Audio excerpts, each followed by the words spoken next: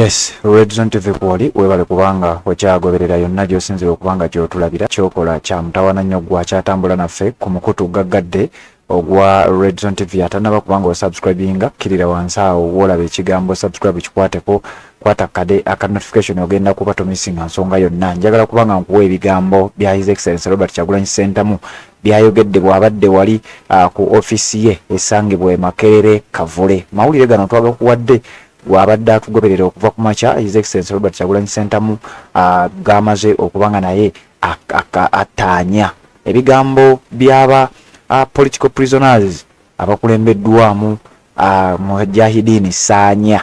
Mumumanyi bulungi nnyo oyo gwe mwawulidde mu katambi kennakuwadde ku makya bw'obanga obadde otambula naffe kyenjogerako nkakasa okitegeera bulungi nnyo.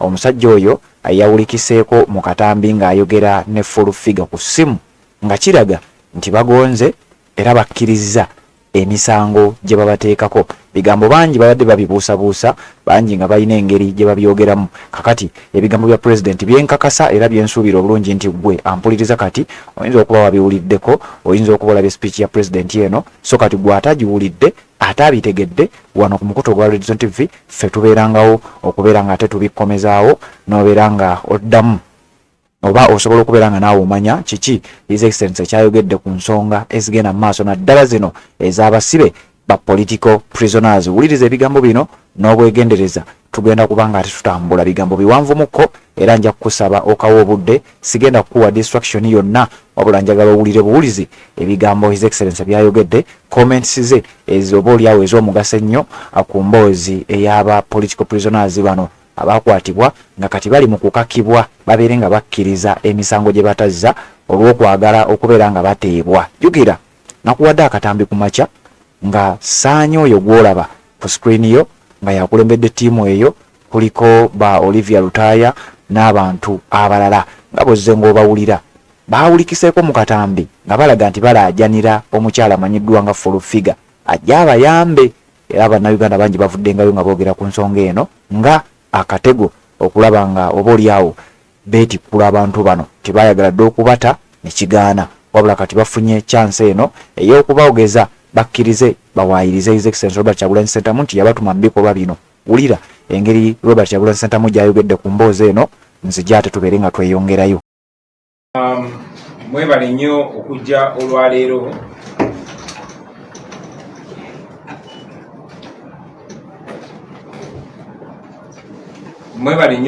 olwaleero mu tusonyiwe tuluddewo okubasinkana basewo ne bannyabo.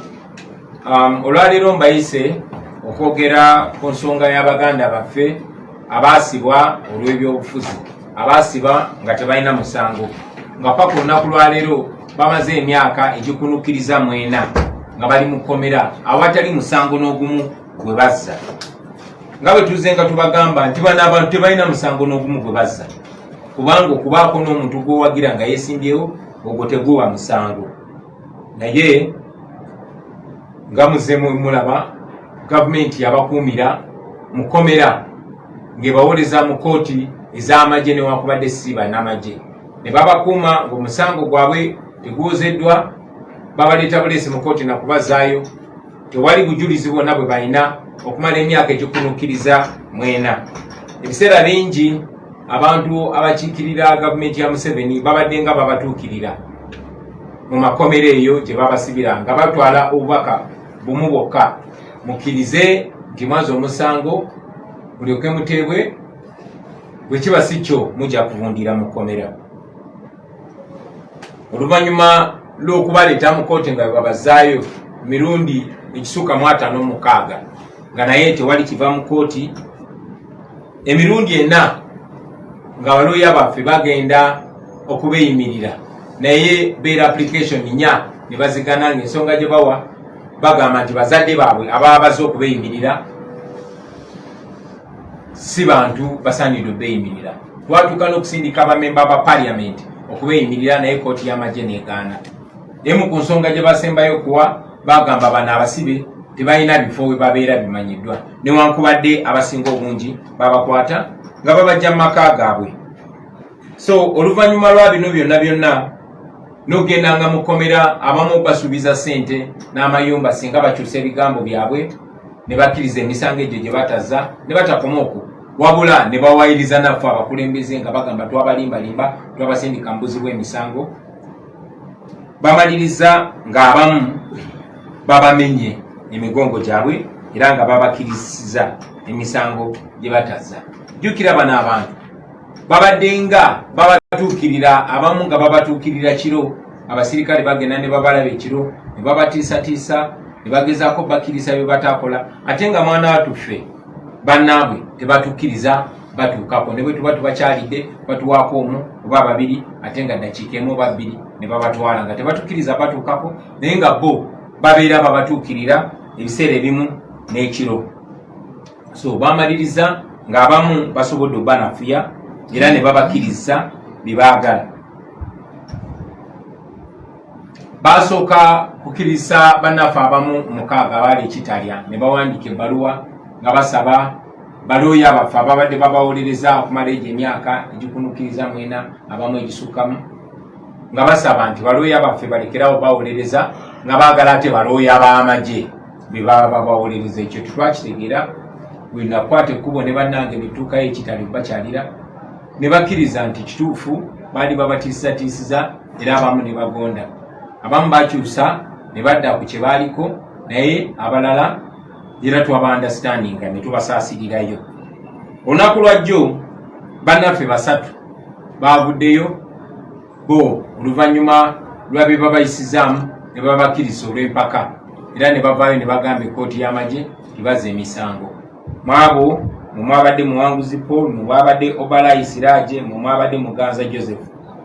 Ekyewuunyisa nti ne munnaffe omu gwe bayita Sanya Muhyiddin Kapooza gwe mubadde nga mulaba ku mawulire ng'akayanira eddembe lye era agamba bamusiba lwa byabufuzi, agamba bamusalira oba bamusalira, naye bamaliriza nga bakozeseza abantu be naye ne bamugonza era naye yavuddeyo. Baba abadde mu kooti bamulabye ng'agamba nti twamulimbalimba nazza emisango egy'okutuwagira era naye nga bamugonzeza bwe batyo.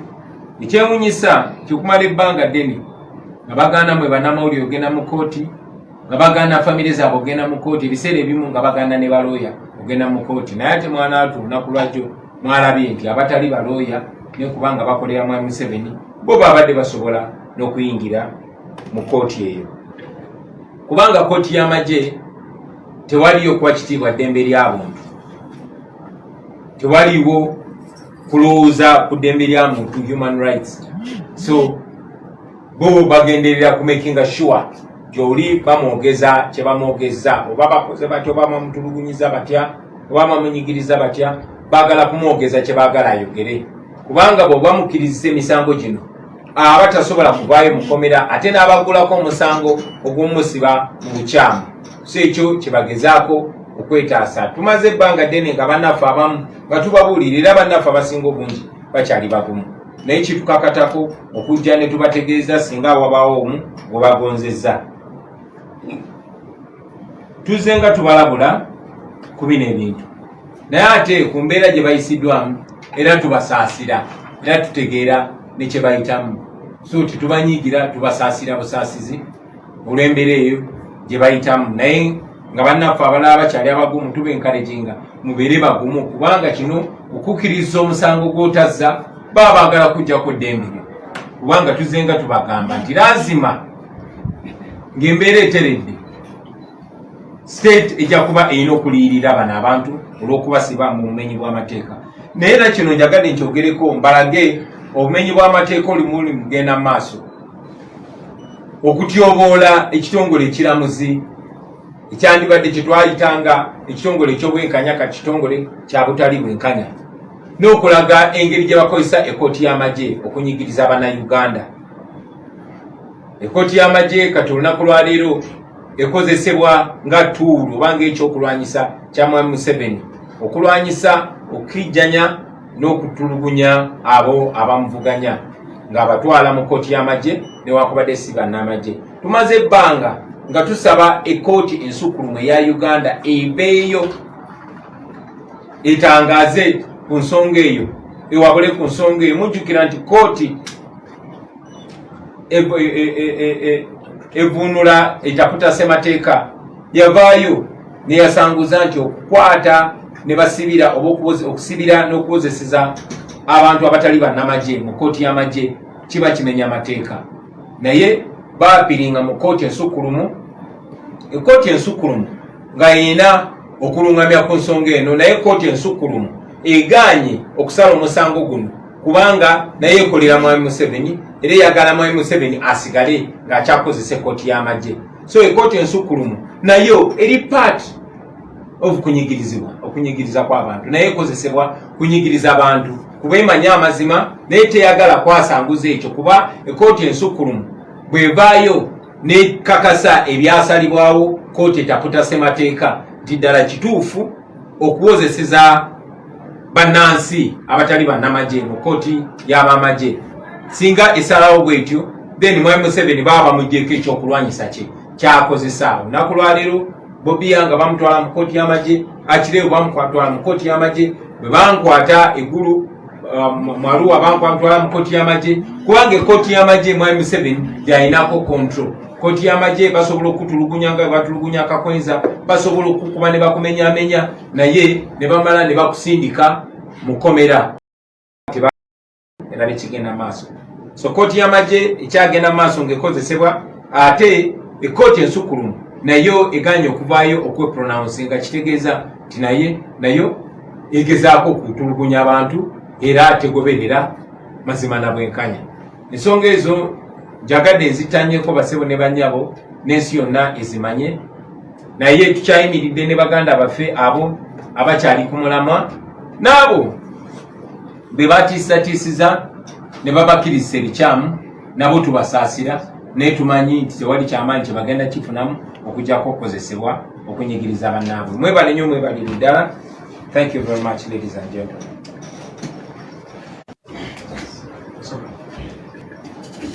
I guess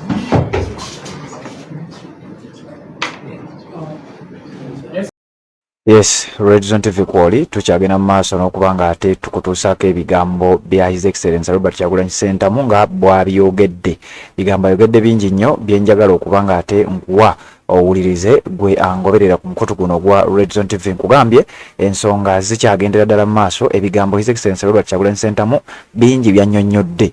Ebimu bye wawulidde mu katambi, waliwo n'emboozi endala gyenjagala okubanga ate nkuwa tukyagenda mu maaso n'okubanga tuwuliriza His Excellency butya bwannyonnyodde ku nsonga zino zennyini ze tuwogerako gwampuliriza. Kakati bw'oba tonaba kubanga osubscribinga ku channel eno, kirira wansi awo olabye ekigambo subscribe kikwateko, kwata kade aka notification ogenda kuba tomisinga nsonga yonna. Njagala nkuwe ne version ey'oluzungu gwategeera oluzungu owuliriza ne bino ate tubeere nga tweyongerayo kuba nkugambye His Excellency Robert Kyagulanyi Ssentamu yayogedde mu ngeri nnyingi nnyo gyenjagala obeere nga owuliriza tubeere nga ate tweyongerayo. Genda mu comment section teekamu obubaka otubuulire waawo osinzira okuba nga ogoberera ensonga tugitambuze bwe tutyo. Time and again, many times regime agents have been visiting them in prison and trying to convince them and eventually coerced them to change their stand. They've always been going with one message to them in prison: plead guilty or rot in jail. They went as far as reaching out to their relatives and asking them to convince their loved ones, their sons, their daughters, their husbands, their wives, to commit crime, to plead guilty to crimes that they never committed. Many times they went to Chitalia, they went to Luzira with one general message: plead guilty or rot in jail. And as you know, these comrades have been coming to court after more than 56 court appearances. There was nothing going on. They were denied bail after 4 bail applications, bringing flimsy reasons. At first, they said that their parents were not substantial sureties. And then one of the other reasons they gave is that these comrades did not have any residences, leave alone the fact that majority of them were abducted from their homes. But the military court said the reason for denying them bail was that they did not have any permanent places of abode. So that is how 4 bail applications were turned down. The regime, whenever they reached out to them in prison, they were promising them money and promising them houses if they can yield to what they were requesting them, to first plead guilty and then implicate us, especially myself, in crimes that even they themselves did not commit. The regime was always straightforward to them, telling them that the only thing that could save them from jail is to defect and start working for General Museveni and tell lies against us constantly. The regime went ahead to even deny us access to these our comrades. But other people like Balaam and others were always accessing them. But whenever, and you saw, were always putting it on social media. Many times we went to visit them and we were denied access to them. So after all that back and forth in court, after frustrating the bail applications, the regime finally succeeded in breaking the backs of some of these our comrades. So out of desperation, 6 of our comrades in Chitalia wrote to the military court asking to withdraw the NUP lawyers and saying that they want to be represented by UPDF lawyers. I visited them about a week ago in Chitalia, and after speaking to them, some of them recalled their decision, while others told us that they were coerced, but they were changing their mind about selling out. Yesterday, you saw 3 of our comrades from Luzira pleaded guilty. Among them was Mwanguzi Paul, was Obilai Siraj, and Mugaza Joseph. They changed their long-held stand of not guilty because they were not guilty. This time they changed their stand and said they are guilty. Even the famous Sanya Nudin Kakoza, who was always standing up firmly and challenging his illegal detention, yesterday unfortunately was backbroken. When some of our comrades spoke to him a while ago, he said that he was being reached out to by regime agents, and we were told that yesterday he actually was speaking in court and was saying that we lied to him, we misled him into committing any crime, although he did not mention any particular crime. But we understand that out of desperation and out of too much pressure from regime people, this happened. Now, interestingly, this happened when our lawyers were blocked out of court, when journalists were blocked out of court. The military court said that this case was going to be heard without any cameras. But as you noticed, a one-full figure was there. And us, and even lawyers, were blocked from witnessing what was going on in court. Being a military court, of course, there is no element of human rights. All they want is to procure. I mean, we understand these people are innocent. Sometimes we've had friends that were abducted, beaten, and they reach there, they say, I will not go back there just to get their freedom. When they get their freedom, their first destination is here. So we understand these are our brothers. We hope they are not used.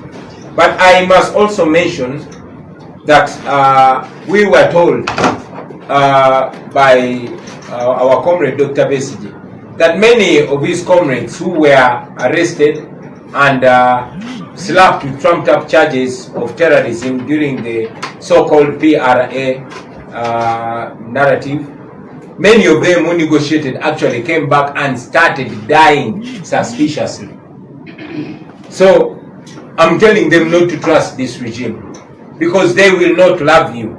The situation has not changed. What pushed you to resist this regime will push you again because nothing has changed. It's only getting worse.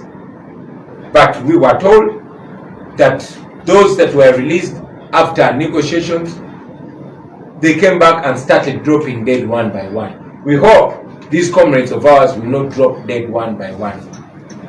Otubuuza nti tunaabakiriza singa bakomawo ne beetonda. Ojja kujjukira nti bannaffe bangi abaakwatibwa ne batulugunyizibwa abamu bwe baabeeranga eyo mu barracks nga babakuba baabyegana ne bagamba mu tusonyiwe bwe tuddayo tetudda mu bintu ebyo, naye era bwe baavangayo abamu nga batuukira kubanga embeera eyabaleetera okulwanyisa nakyemalira tekyuse, ekyaliwo ekyo oba eyongedde kubeera bubi. So manyi nti abamu bajja kudda mbalwanire eddembe lyabwe, naye era manyi nti n'abalala bavaayo nga babaguliridde ate ne bafuuka balabe ba struggle. So tujja balabira ku bikolwa byabwe. We also know that some of them come back when they are enemies of the struggle, completely compromised. So we shall be judging them. Assalamu alaikum wa rahmatullahi wa barakatuh. Amanya n'eddoboozi Haji Abdu omusomi w'edduwa. Nkola ku nsonga ez'enjawulo, emirimu nga gikutataganyeko, ebyenfuna byo nga bidobonkanye, ne oba oli bweru wa ggwanga emirimu gya kucankalanako. Jangu kusomere ku dduwa kubeda nedda edduwa zaabaawo, edduwa zisomebwa omuntu n'oterezebwa mu mbeera yonna ebadde ekwesibyeko ekusibyeko akanyaaga. Nina ekyoto kye nsobola okukumira wadde oli bweru wa ggwanga nga toli kumpi wano n'ofuna omukisa ogwo nawe n'osomerwako ku dduwa nga nkuteddeko n'akabaani. Allah ajja kukusaasira, ajja kwanukula. Kuba ku namba yange y'essimu 0752 44 71 ne ku WhatsApp kwendi mpereza obubaka sobole okuyamba. Assalamu alaikum wa rahmatullahi wa barakatuh.